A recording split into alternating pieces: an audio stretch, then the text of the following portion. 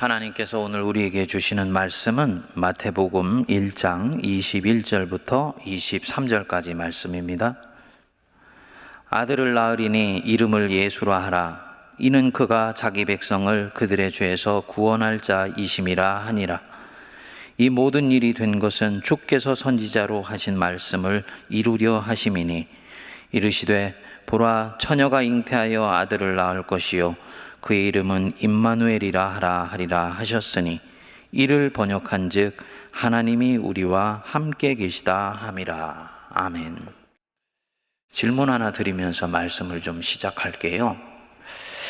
만일에 성도님들, 지금 내가 하는 기도가 내가 죽어서 천국에 가고 난 뒤에 응답받아서 이루어진다면 내 기도가 정말 응답받았다고 생각할 수 있을까요?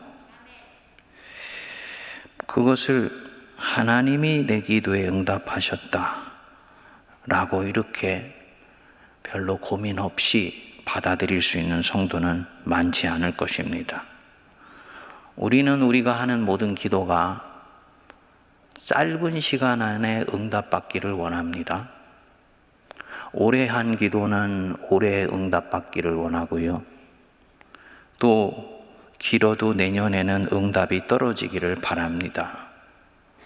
우리 중에 누구도 지금 내가 하는 이 기도가 짧게는 10년 혹은 50년, 100년이 지나서 응답을 받을 수도 있다는 것을 생각하면서 기도하는 사람은 없습니다. 이게 바로 대단히 만만치 않은 부분입니다. 오늘 이 본문 말씀은 대림절에 우리가 자주 묵상하는 구절이지요. 천사 가브리엘이 예수님의 유괴 아버지인 요셉에게 와서 구주 예수 그리스도께서 아기로 태어나신다는 것을 알려주었습니다. 아들을 낳으리니 이름을 예수라 하라. 이는 그가 자기 백성을 그들의 죄에서 구원할 자이심이라 하니라. 이렇게 말씀을 하고, 이것은 어느 날 갑자기 일어난 일이 아니고 선지자 이사야를 통해서 7장 14절에 이미 예언한 것이 지금 이루어지는 것이다.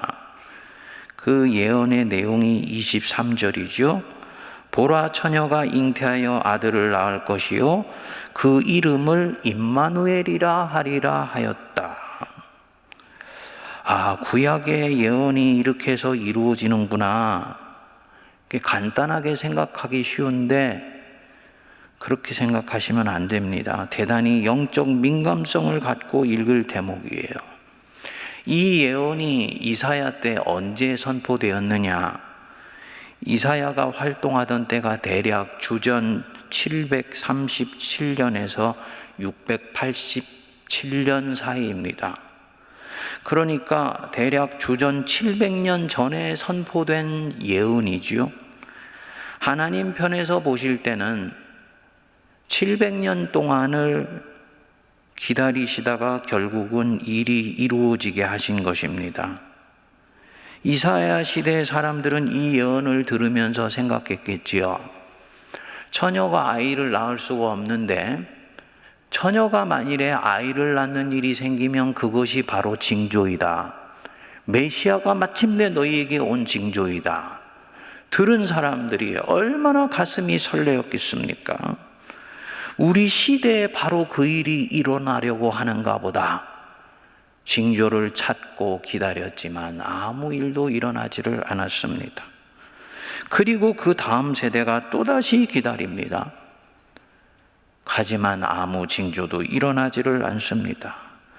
그렇게 다음 세대가 계속 기다리면서 세월만 가는 거예요. 나중에는 사람들이 지친 나머지 이 예언 자체를 잊어버릴 정도가 되지 않았겠습니까?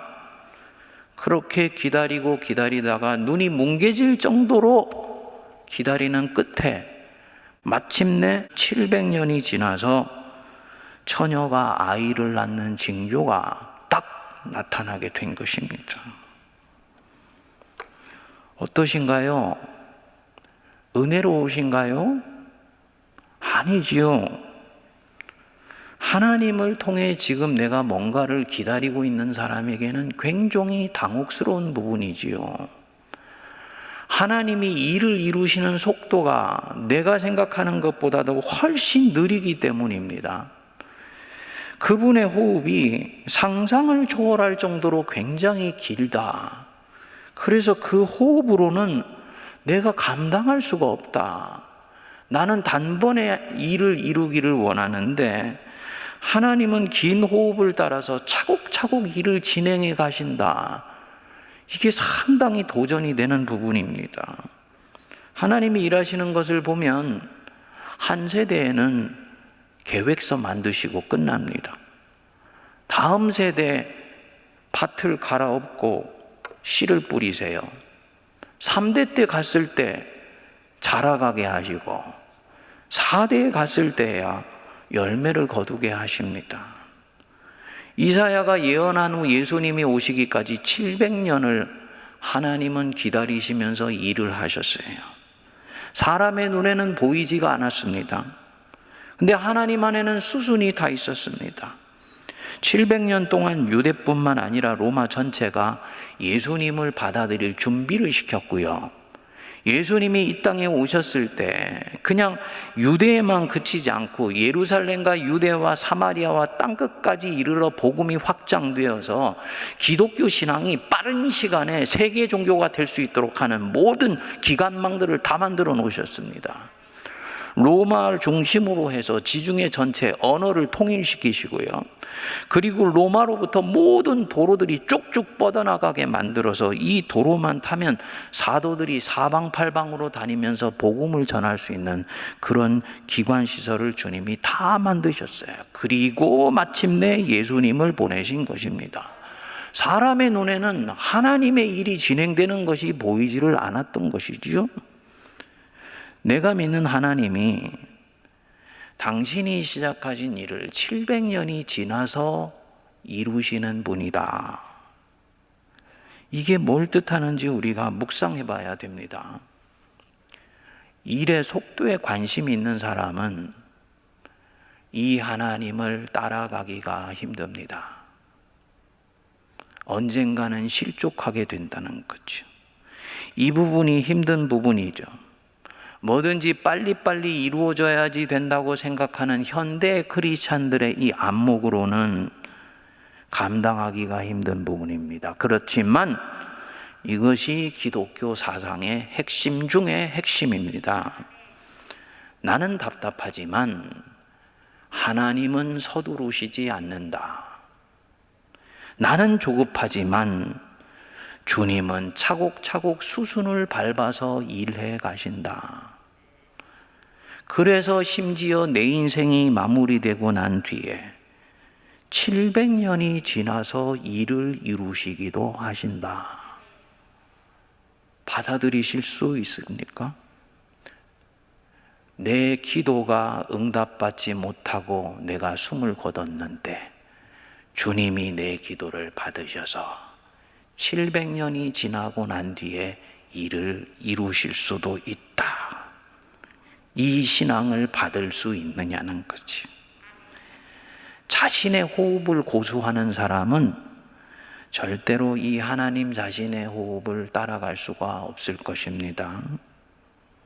처음에 짧은 내 호흡을 내려놓고 하나님 자신의 긴 호흡에 내 영혼의 주파수를 맞출 수 있는 분은 결국은 이 하나님을 끝까지 대망하고 기다릴 수 있으리라고 믿습니다. 성도님들은 어떠신가요?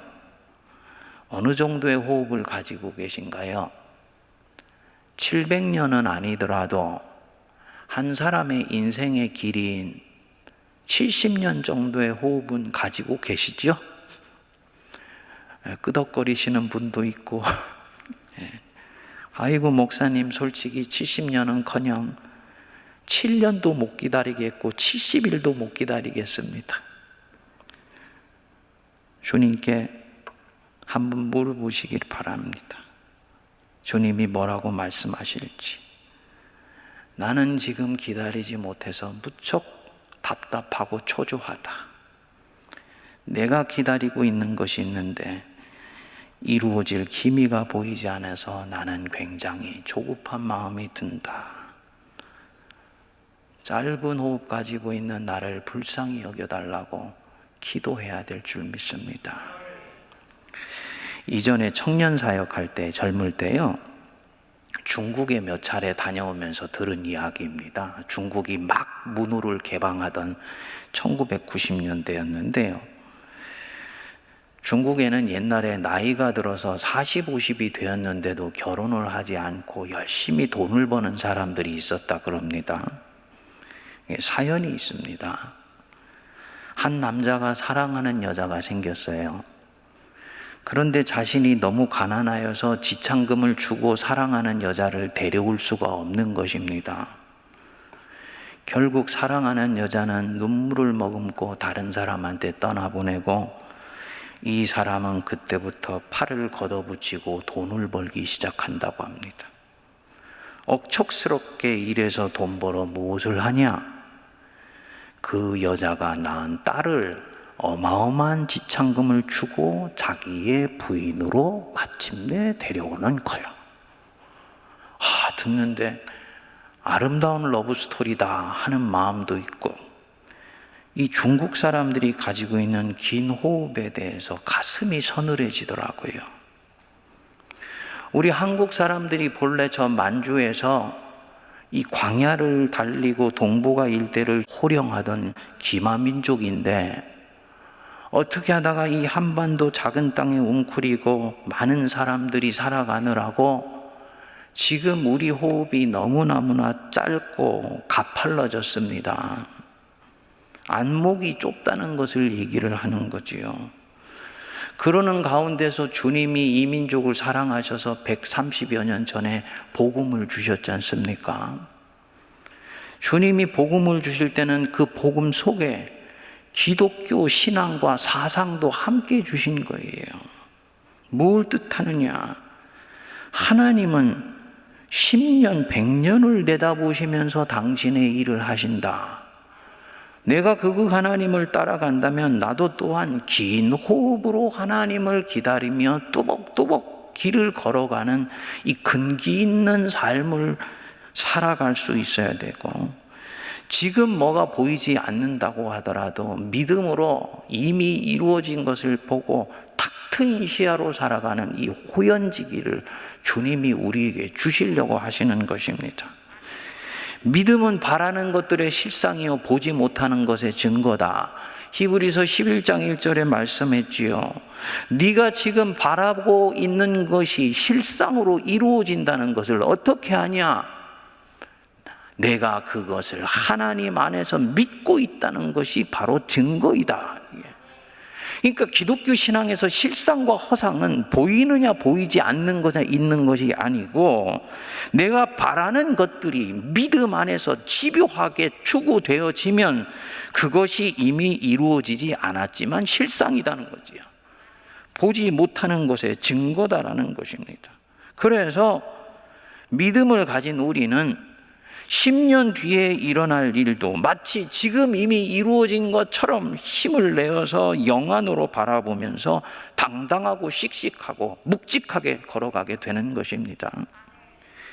이 초대교회 때 니사의 그레고리라는 교부가 있었습니다. 우리한테는 잘 안 알려져 있는 분인데, 우리가 알고 있는 어거스틴과 쌍벽을 이루는 위대한 교부입니다. 이분이 말하기를, 사람이 타락하여서 죄가 사람 안에 들어오면 영혼이 타락할 뿐만 아니고 영혼의 집인 신체도 타락하게 된다. 그래서 이 신체의 전 감각을 이 죄악이 병들게 한다고 보았습니다. 무슨 말이냐 하니, 우리가 지금 보고 듣고 느끼고 만지고 맛보는 이 오감이 죄가 들어오면서 타락해서 병들게 되었다는 거예요.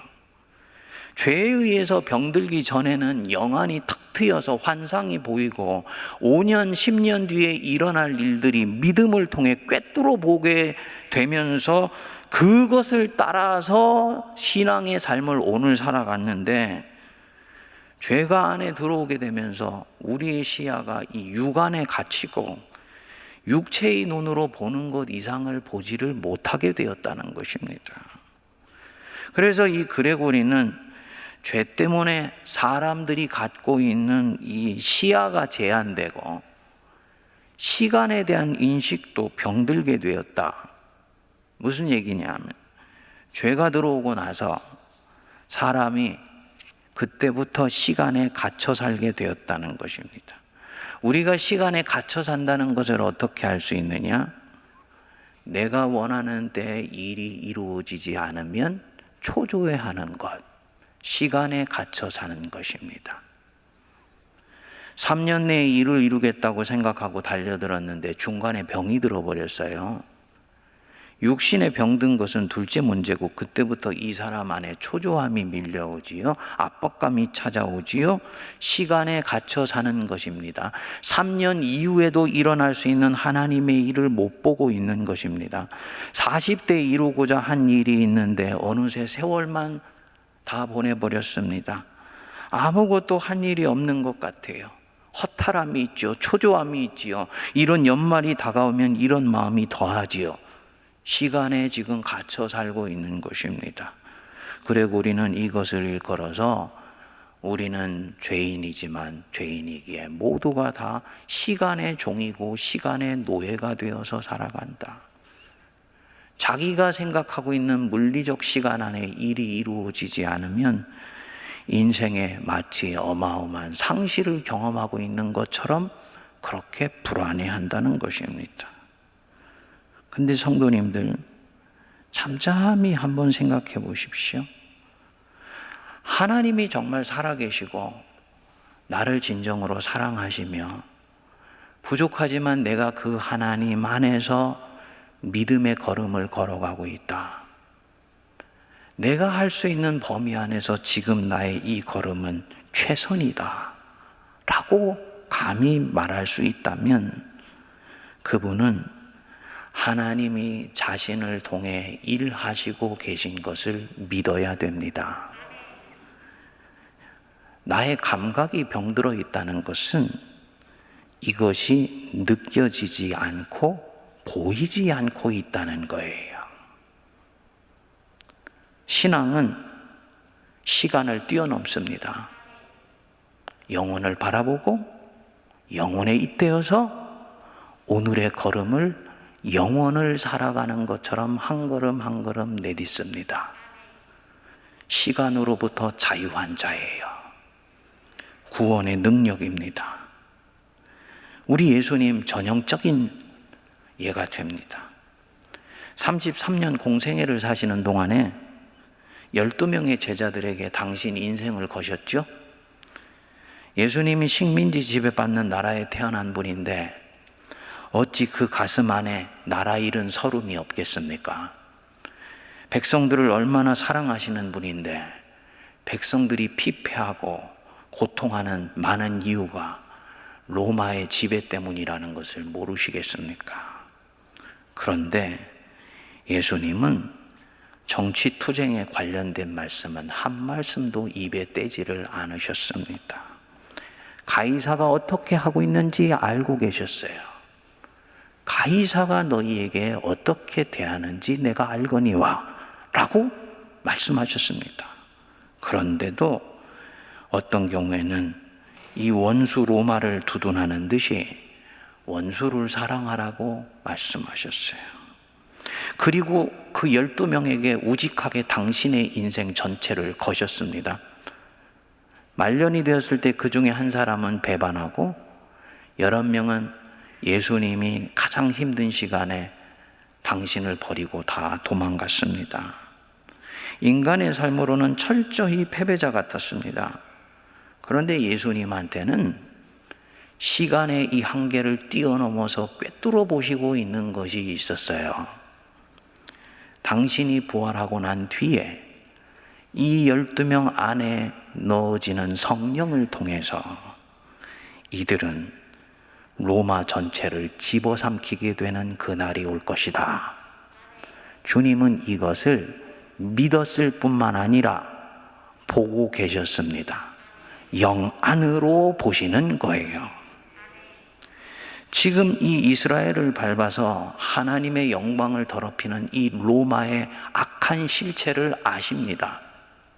그런데 이 실체를 궁극적으로 극복하는 길은 그들을 표면적으로 무릎 꿇리는 것이 아니라 내면으로부터 복종하게 하는 것, 억지로 무릎 꿇리는 것이 아니라 자발적으로 당신에게 머리를 숙이고 경배할 때 바로 하나님의 일이 이루어진다는 것을 아시는 거예요.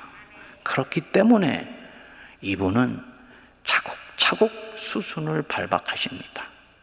12명을 키우는 것 안에 우리가 알지 못하는 예수님의 정치, 하나님의 정치가 그대로 숨어 있습니다. 시간을 꿰뚫어 보아서 앞에 일어날 일을 보시고 계신 것이지요. 시간 안에 갇혀 계신 것이 아니에요. 시간에서 자유하시기 때문에 가능합니다. 하나님의 호흡으로 당신 삶을 호흡하실 줄 알았기 때문입니다. 제가 목회를 하면서 예수님이 이 제자들을 키우는 방법이 참으로 놀랍더라고요. 왜냐하면 묵상을 해보니까 제자들은 배움이 너무 더뎠습니다.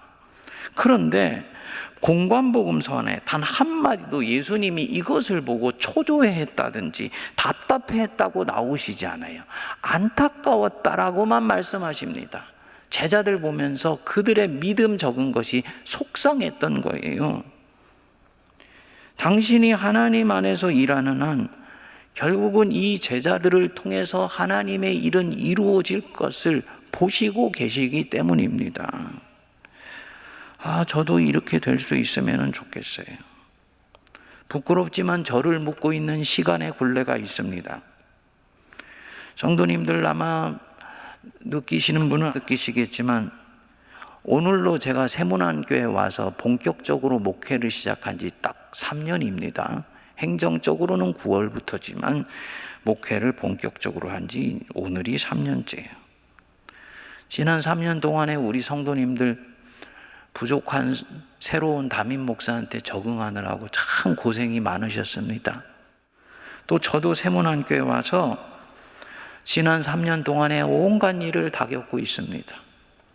특별히 작년 제가 특정교회 세습에 대해서 말하고 난 뒤에 인터넷에서 저에 대한 온갖 음해성 소식들이 돌아다니고 있지 않습니까?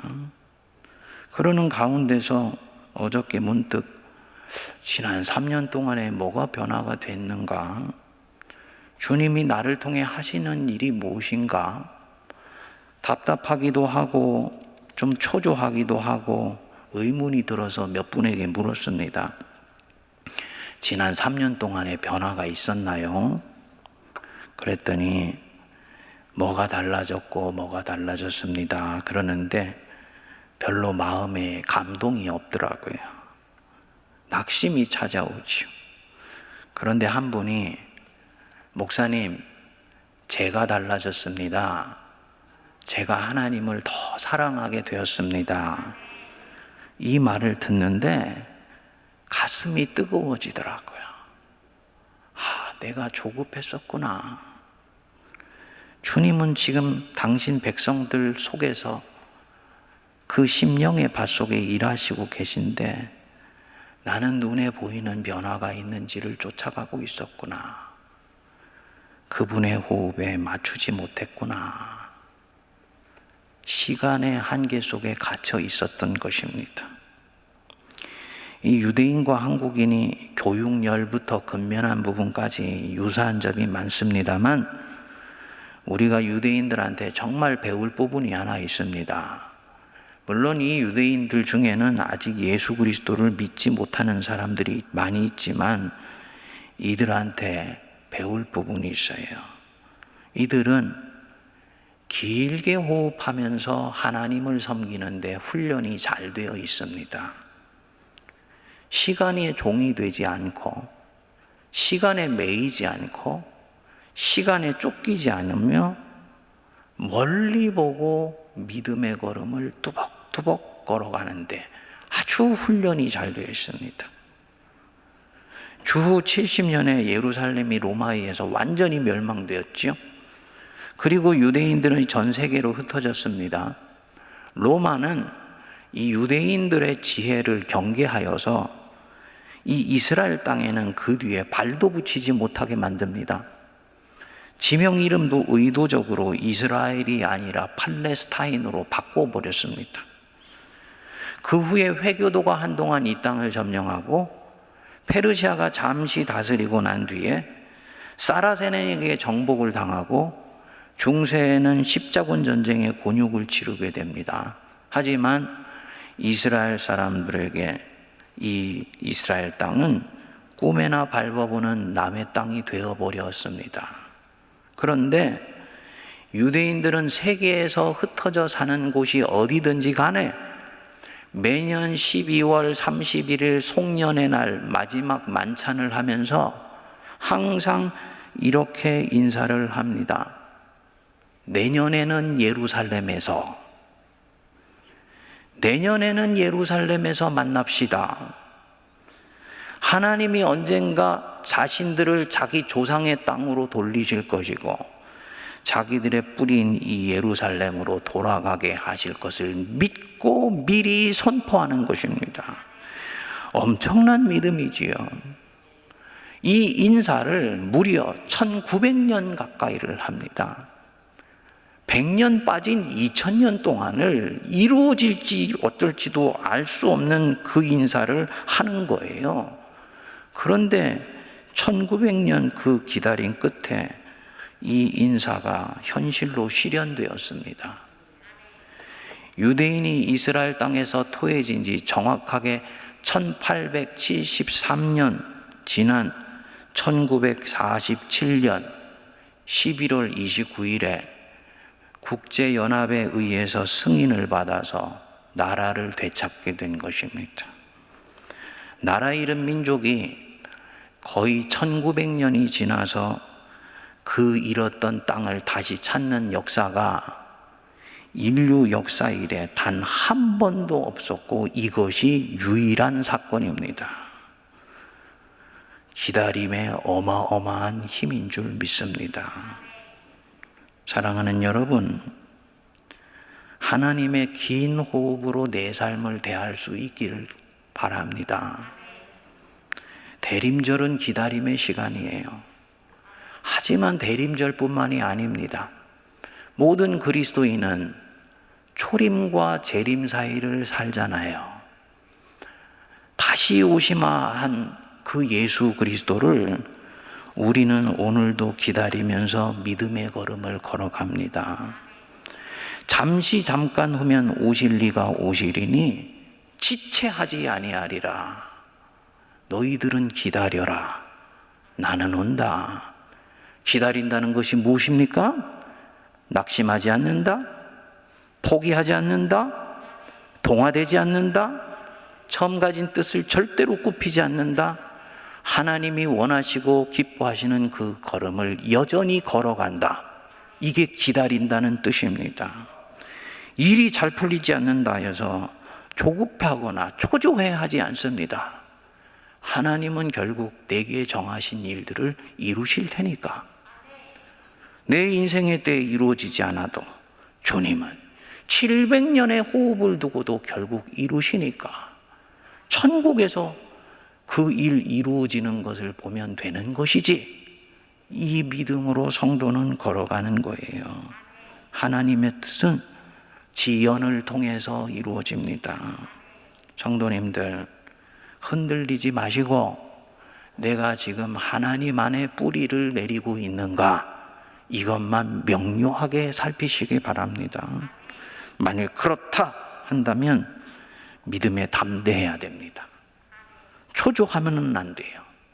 초조하면요, 처음 가졌던 첫사랑을 버리게 되고 세상적인 사도를 취하게 되면서 믿음의 정도를 포기하게 됩니다.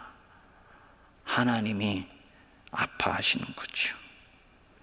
시간의 종에 벗어나서 자유한 가운데 영원을 바라보며 예수님을 붙들고 오늘도 신실하게 하나님을 기다리며 길을 걸어가는 저와 여러분 되시기를 바랍니다. 기도하겠습니다.